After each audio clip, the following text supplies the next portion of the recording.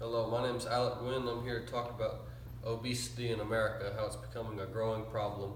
If you think we're fat now, though, wait until 2030 and see how obese the world becomes.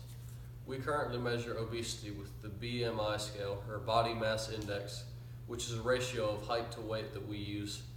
And a BMI of 25 is somebody that's overweight and could use some help, and a BMI of 30 or more is somebody that's obese.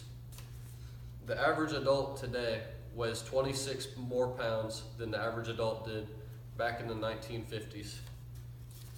And obesity today is one of the top 3 major health problems.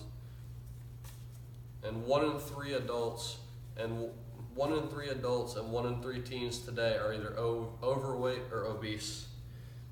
And obesity comes from eating more calories than you burn off, which is caused by people exercising less today from office jobs and sitting around and being on the computer and watching TV. And it also comes from people eating bigger portion sizes and intaking more calories. And the reason people intake more calories is because the convenience of fast food, the larger portion sizes for cheaper prices, and how inconvenient it is to eat healthy in today's society. The average restaurant today, the portion sizes are 4 times larger than they were back in the 1950s. So I have a picture here that shows, this is a burger from today, it's 12 ounces, and the burger from the 1950s is 3.9. So it's 4 times larger, and the drinks are way larger. They're 42 ounces, they were 7 ounces back then. And that's a major reason why, because it's the same price, but it's over 4 times the amount of food. And the meals are bigger now, and we use more refined grains in the foods, and have a lot more unhealthy saturated fats in them. And the sugary drinks are much larger than they used to be. And all the foods are higher in calories, and they're higher in carbohydrates, and they hold more sodium, which makes us hold in more fluids. Also, cheaper food is just much more easy to get, and it's much more convenient to get than healthy food that you have to cook and prepare in a kitchen. While it's much easier just to go to McDonald's and get a big cheeseburger than it is to make a salad or do something of that sort. But how can we fix obesity? There's no one single solution to fixing obesity. What we can do is it's a combination of things. We need to exercise more, we need to eat healthier or eat less, and then we need to get better sleep. Because exercise, the most important one of all, it allows us to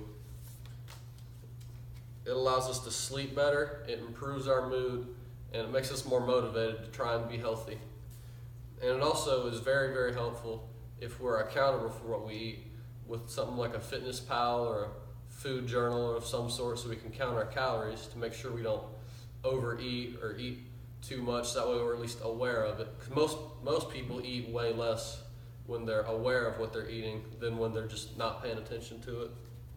Another thing we can do is we can manage our stress very well, because when we're under a lot of stress, our body tends to release this hormone called cortisol, which is known to increase our appetite, and it makes us want to crave the more sugary foods and burgers and stuff like that.